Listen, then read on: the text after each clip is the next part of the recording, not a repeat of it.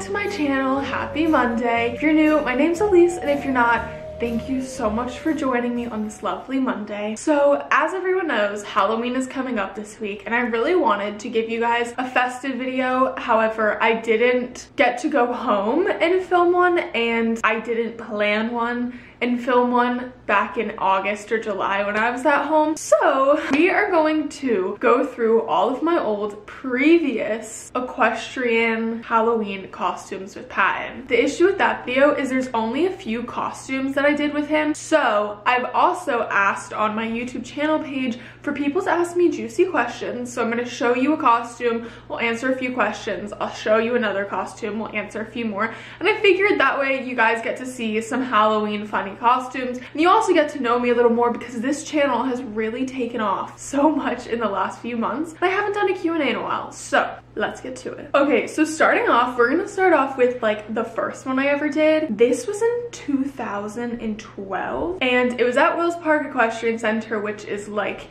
locally where I live. It's in Georgia, and they always have this Halloween costume contest. So obviously we had to dress up like Batman with Patton. So my mom went to Joann's and got some fabric, and we fitted it to his body, and then she cut out all the little things. I was way too little to even have any idea how to do that.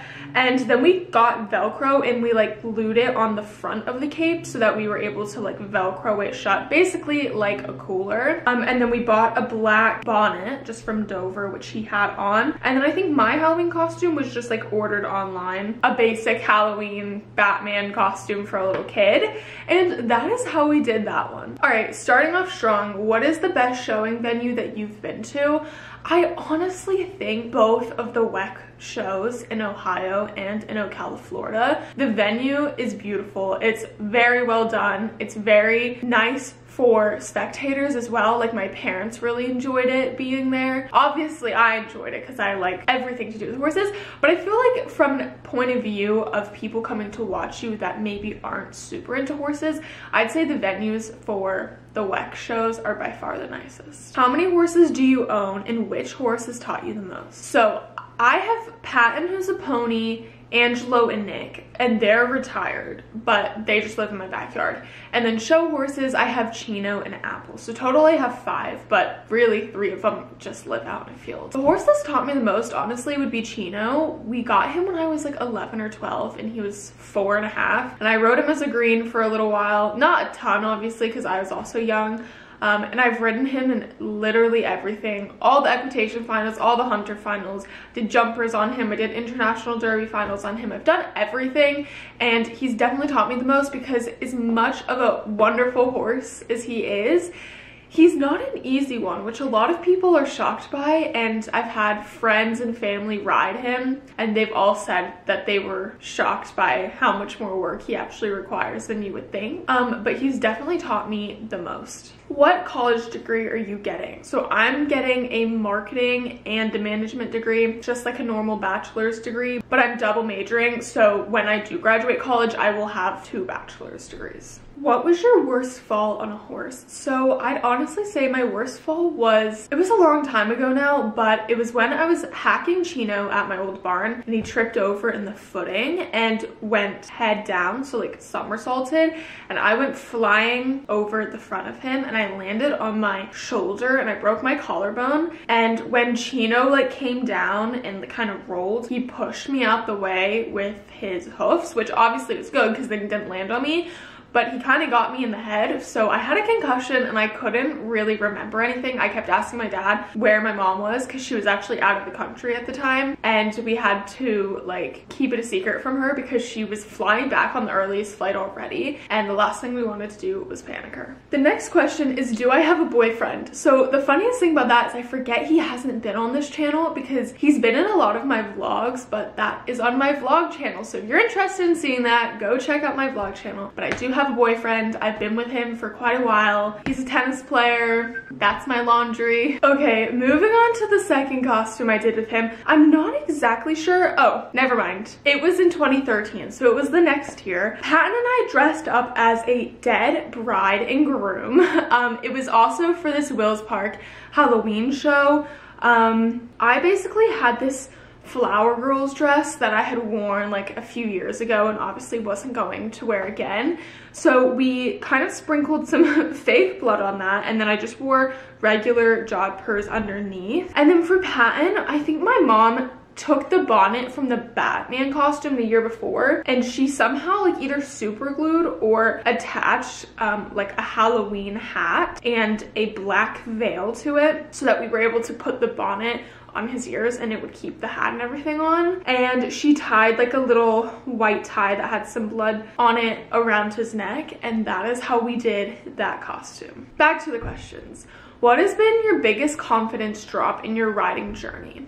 So without naming any names, because that's not what I'm trying to do, but a few years ago I had a horse that I did in the equitation, and he would stop all the time, and I genuinely believed it was me and I just couldn't ride. And that was definitely where I was very unconfident in riding, to the point where I didn't want to ride anymore, which is crazy to think back on now because obviously I've had so many accomplishments and enjoyed it so much since, but I was so uncomfortable just with riding and I didn't feel confident in my decisions and things like that, and that was definitely my biggest confidence drop in my riding. What is the craziest scam someone has ever tried to get you into horse-wise? Like, have you ever tried to lease a horse from someone that like tried to overprice it, etc.? So I really can't talk about anything on the internet because, well, you know what happens. But there are definitely a lot of questionable things that have happened or that I've just witnessed from afar. It is no secret that there is a lot of corruption and crazy things that go down in the horse world. And again, I'm not gonna sit here and name any of them just because I'm not trying to get involved in that. But just as like an outside perspective and as a person who's been in the horse world a long time, I have, yes, seen a lot of crazy things, and unfortunately I just cannot say anything about them. What are you going to do after college? Honestly, I don't know. A lot of people are asking me this. Obviously, the plan after college is to get a job, and my plan is to work in marketing. I know I have a marketing and management degree by the time I graduate, but I really like marketing. Obviously, the dream would be able to just do my YouTube on this channel, my vlog channel, and I'm not ruling that out, but we have a long way to go before that could be like an actual job all in its own, but you never know. But yeah, that's the plan, is I want to work on a marketing team for like a big company. I'd really love to work on the marketing teams of like a luxury company like Prada or Louis Vuitton. I think that would be so exciting, and to live in the city, which also leads me to my next question. People are asking, you know, like obviously as a junior, my parents supported me through my riding. How is that working now? How will that work after college? My parents still support me. I'm in college. I do not have a full-time job and we have horses, so. But when I do graduate college and I get a job, I will be in charge of paying for my own horses and paying for shows and things like that, which it's very normal and that's just part of growing up. But there was a question about that. I just wanted to make it clear. All right, last question. Would you ever consider buying a project horse? Well, all I'm gonna say is there's an announcement coming for you guys very soon. That's all I'm gonna say. All right, let me show you the last Halloween costume I did. It was in 2014. This was at my old barn and they did a Halloween costume show there. And me and Patton went all out for this one. So I dressed up as a clown. So I ordered like a clown costume, or my mom ordered it for me, and then she did some crazy like lipstick and blush on me. Then for Patton, we ordered like a hat and sunglasses and stuff, and we just kind of put it on him, and we got a loofah and we tied it to his halter as like a red nose. And then I also think we got some like long socks and we cut them and we put them over his front legs like polos, as you can see. And I definitely think that one was the best just because it was like all out. But anyway, thank you so much for watching today's video. I hope you have a wonderful week and a wonderful Halloween. Don't forget to subscribe down below because it is almost December and I'm going to be posting a lot on here. I'm doing my own little version of Vlogmas on this channel. I think the plan is to post twice a week, and I will be doing real Vlogmas where I post vlogs every day on my vlog channel. So go check that out. And while you're at it, follow me on Instagram because that announcement will be posted on there first. So I love you all so much and I will see you in next week's video. Bye!